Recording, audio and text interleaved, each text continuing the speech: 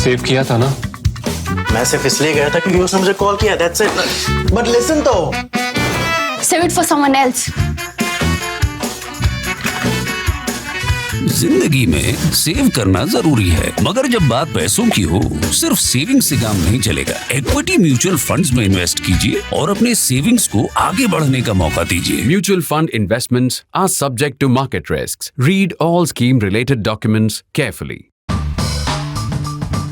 Peace or some kind of peace has broken out in what's been a kind of a no war, no peace situation in Eastern Ladakh, or on sections of our line of actual control along the Chinese controlled territory there, because the territory's Chinese control is Aksai Chin.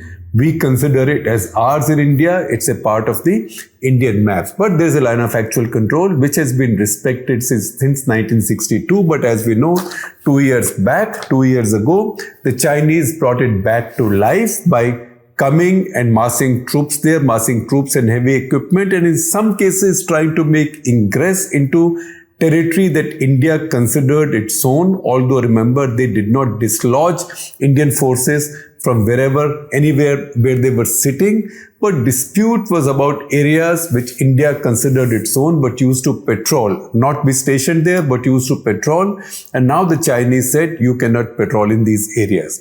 Some of those areas where troops were eyeball to eyeball, those were sort of sorted out. And the reason I say peace of some kind is because what is taking place right now is disengagement. That means where troops are face to face, they've been disengaged, they've gone a little bit behind, but a de-escalation has not taken place. So first bit of clutter that we cut is, once again, we've done this before, once again, the distinction between disengagement and de-escalation. Disengagement means where the troops are very close to each other at a friction point, they've now moved back. So there is a gap between them. So an immediate friction is not that easy. Nothing is impossible, but it's not that easy. De-escalation would mean that those soldiers, heavy equipment, artillery, tanks, etc. in the back, which have been piled up, those are taken back to their peacetime locations. That hasn't happened. So anything that's happening in Ladakh so far is disengagement, not de-escalation. That we have to understand. So it will be good for everybody, India as well as China, if these heavy units and these soldiers are able to go back to some kind of bases or peace stations, because after all, these are very tough conditions in which they are positioned. Forget equipment. Equipment suffers very heavy attrition, but also human beings. More important is human beings. The human body suffers very heavy attrition at such high altitudes in such hostile weather conditions. Nevertheless, the two countries have tough armies and they decided to stay on. The good news is that the reason we say some kind of peace is broken out, that in one of the more contentious areas where the two sides had refused to sort of de-lock their horns. They had locked their horns, they were not yet fighting. They had insisted on not de-locking their horns for 2 years. There is a settlement. This follows the last round of Corps Commander level talks. This also precedes the next summit where Modi and Xi Jinping will come face to face. And before that, this decision has been made that the two countries will now basically implement the understanding reached before, which means they will disengage from the areas which have been in our headlines for a long time. They used to be, last time they used to be in our headlines was 1959, 60, 62, right? But now these have been in our headlines for 2 years. That is Hot Springs, Changshenmo Valley, and Gogra. Now, before we understand any of this, we have to basically look at what is it that matters in the mountains, particularly in the high mountains. What is it that matters militarily and tactically and strategically? It's three things. It's the peaks, which means the heights. Second, the valleys. And third, the passes. Now, peaks or the heights means if you are at the heights, then you have a good commanding view of a large distance. You can set up your defenses. It's very difficult to dislodge those who occupy the heights, as Indian Army saw but at great cost to themselves and with great heroism, proved could still be done. It wasn't impossible at Kargil in 1999. So that's why the heights. The second is the valleys, because you cannot columns of troops, columns of tanks, artillery guns, trucks, anything heavy or human beings cannot march on heights, particularly through jagged heights or where there are peaks. But when there are valleys, they can move through them. So valleys in the mountains is what is crucial, critical to warfare and to military advantage. So each side wants control of the valleys and definitely deny the other side the control of the valleys. That's why you see Chengchanmo Valley. This valley originates from a place called Lanakla, which is the other end of Aksai Chin, Indian claim territory, other end of Aksai Chin, right now in Chinese control, which opens out into actual Tibet. So that is a very crucial pass. And this river valley, this river comes in from Lanakla, and along this river valley, you can move and come to this place on the line of control or close to the line of control called Konkala. That's another pass. And from that, you further come into Chengchanmo Valley, into Indian controlled territory. And that's where you come to this place called Hot Spring. Hot Spring is literally hot springs because there is a whole bunch of springs there with sulfur water. Now, Chengchanmo Valley now is a globally acknowledged geological fault. It's a fault between many mountain formations, and in this depression, in this fault, you have a lot of sulfur, and that's why the water gets heated, and that's why hot springs. So this water has sulfur and soda, and it's supposed to be very healthy, particularly for those suffering from eczemas and rheumatism, etc. There have been pilgrimages there. And you know what? There are many of these hot springs. So never get misled, because at any given time you find Chinese put up pictures. Last 2 years also they've been putting out propaganda pictures saying, look, we have the hot springs. Look, our PLA troops are bathing in these. The fact is there are many hot springs. There are some on the Indian control side, some on the Chinese control side. But this location, hot springs, is where India has had a post, you can call it a post or you can call it a base where Indian troops have been based.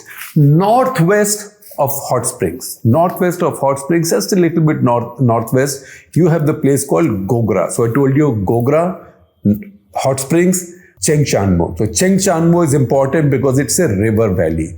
Konkala is important because that's a pass. Again, in the mountains, the third thing I told you that's important is passes. Because if you want to go, say, even from one valley to the other valley, and there are mountains in the middle, right? Then how do you cross the mountains? If you try to climb the heights, you'll be shot to pieces. So somehow you have to win the pass. If you win the pass, then you can have access, or you have to deny the other side the pass. So there are two passes in contention there. One is Lanakla, which is fully in Chinese control, way beyond the LAC. But the fact is that it's not that far as a column walks. The entire length of Chengchanmo River is only 110 kilometers from the point that it originates near Lanakla to where it goes and meets or merges in the Shyok River. Remember Shyok River? It was on the banks of the Shyok River.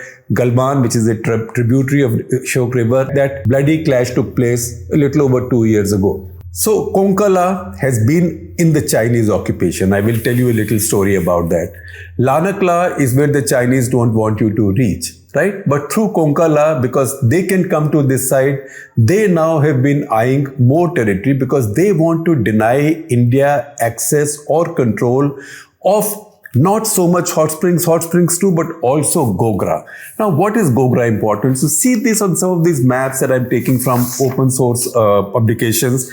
Look at this map. Gogra is kind of a point. Gogra is actually, there's also a Nala there. It's also called Nala Point by Indian Army. So this Gogra is flattish land. It's green. So it's a kind of a meadow which caravans going to Yarkand or coming from Yarkand used in the past as a resting place. So what is a resting place usually in the mountains? One that gives you easy access, or one that is at the mouth of valleys and passes, which is precisely the situation with Gogra. Gogra is where India used to have a post until 1962. The Chinese did not occupy it, but India has not particularly been manning a post there. India has been patrolling up to there. The Chinese have been worrying that if India is in full control of Gogra, then this is a tri-junction, or a kind of a place which holds the key, a kind of a piece of flat land, a kind of staging point that holds the key, or that holds the entry points to three key valleys. That is Changshenmo Valley, which we told you about just now, then Kograng Valley. Now, Kograng is another nala or a tiny river which is a part of the Changshenmo system. And third is Changlang Valley. Changlang Valley also comes from Changlang Nala. So these are the three nalas, and you get access to these valleys through Gogra. That's why when this standoff began, Chinese came into Gogra and stopped Indian patrols from going there. So India also came there in strength, Chinese came in strength, and soldiers on both sides were eyeball to eyeball. There, that is where disengagement is now taken place. In fact, from what I understand, this is the area the Chinese were more concerned about. That is the area, that is the region leading up to what is called as Patrolling Point 15, PP 15. And once again, if you look at it closely, geographically, I know in the mountains, distances as they seem, as the crow flies, are not quite that, because in the mountains, even a tiny distance can take a long time, particularly if you're doing it on foot, right? But the fact is that from PP 15 or from Gogra, you can see that the point in the Galwan region where the clash took place wasn't that far. And similarly, that is to the north and northwest. And similarly, if you look at the south, the point where the clashes and Pangong took place is not that far. So if the Chinese get past this area, they can come right behind the Indian defenses in Pangong area. And if our army can get past these points, can cross Konka La and move towards Lanakla, they can cut Saichin at not exactly its narrowest part, but it is still a very narrow part. It's only later that it opens out. Until then, it's a kind of a panhandle. So I'm digressing geographically just a little bit, but if you see Ladakh, the map of Ladakh again, the other conflagration point or the point of tension, which is Demchok, which is way to the south, you will find that is where again the dispute is across a nala. That is the Demchok river, as the Chinese call it. It's also called Lahari in local usage. On the Indian side, we prefer to call it Chording Ninglung Nala, or for short CNN. That is where the Chinese have come in across this nala and pitched a couple of tents, but this is something that goes on all the time. In fact, if you read the records, you will find that in 1965, this is the anniversary fortnight or anniversary 3 weeks of the 1965 India-Pakistan war.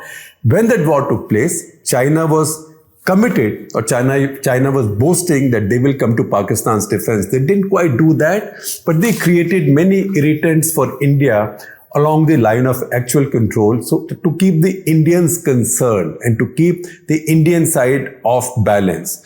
So India had to constantly worry about an escalation, a two-front war. So even in 1965, on 21st of September, the Chinese had come across this nala and pitched tents and also threatened an Indian civilian outpost there. And Government of India had sent a written protest to the Chinese, and those things are available on record. So once again, that's about the river, a nala, and access into Aksai Chin and a narrow part of Aksai Chin. The reason I digress to this was that if you see the map, you will see that this is Aksai Chin at its narrowest, and that's where the Chinese feel the most vulnerable, because there, if Indian forces can get in, I'm not saying there's going to be a war there. I hope there will be no war anywhere, but sometimes you have to review those things after the Ukraine war that the Russians have launched. You had never imagined there'll be an invasion, but you can see that the Chinese Tibet-Xinjiang highway will be deeply threatened and the Tibet region will be threatened if India cut through that area. So once again, that area has not yet been negotiated, but that goes back to something that's happened in the past and repeatedly. So I gave you one example from 1965. That was a long time back. Nevertheless, back to PP 15-17 area. Now, this is the area where a disengagement has taken place or is taking place. In fact, by Monday, it is said that it will be over. So once again, this is one major troublesome area out of the way. Now, this is an area on which a lot of contest has taken place in the past.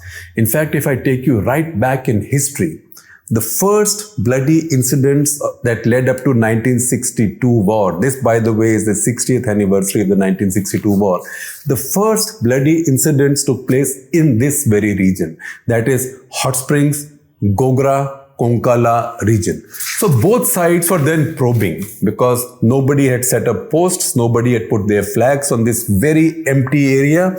So both sides were sending their patrols ahead to see, jo khali jagah nahi hai, usko occupy kar lo, because after all, the principle is occupation is 2/3 of ownership or possession. So both sides were doing it. So it is there that on 20th October 1959, 20th October 1959, a patrol of CRPF, actually it was a patrol technically of what was called as ITBF, Indo-Tibetan Border Force, not police. ITBP was formed, constituted in 1962. So Indo-Tibetan Border Force, but troops, manpower was drawn from CRPF. So this police party was sent there.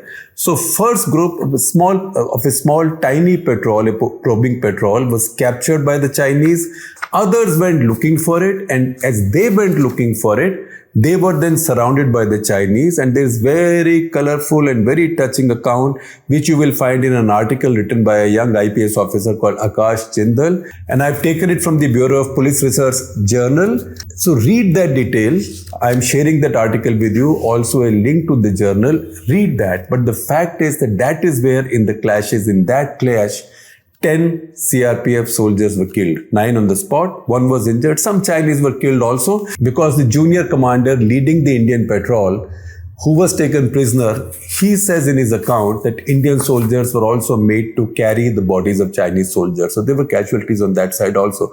But that death of 10 CRPF soldiers on 21st October 1959, that is the day that police forces all over the country observe as National Police Martyrs Day.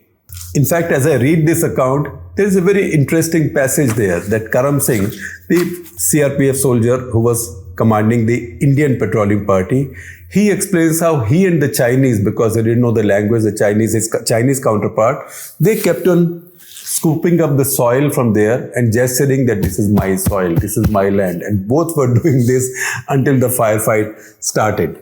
So what happens now? Does it mean that India gets access to these patrolling areas or PP-15? We don't know for sure, but unlikely. I think it seems right now the understanding is that no side will go there because that will lead to further tension and conflagration.